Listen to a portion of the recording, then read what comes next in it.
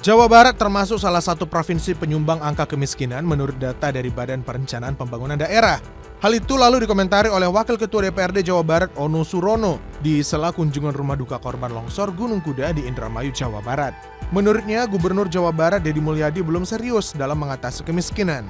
Jawa Barat masuk ke dalam provinsi dengan penyumbang angka kemiskinan terbanyak secara nasional bersama dengan Provinsi Jawa Timur dan Jawa Tengah. Ono Surono bilang, sejak dilantik hingga 100 hari kerja, Gubernur Jawa Barat belum menunjukkan keseriusan dalam pengentasan kemiskinan.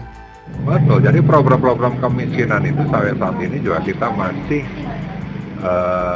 menunggu ya apa yang dilakukan oleh Gubernur Jawa Barat, karena belum kita temukan konsepsi beliau secara langsung yang disampaikan melalui media sosialnya bagaimana mengurangi angka kemiskinan Jawa Barat.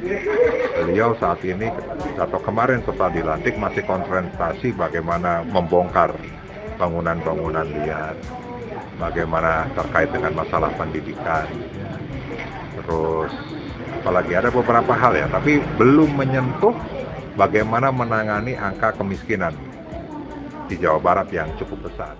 Wah, gimana guys menurutmu? Coba tulis di kolom komentar.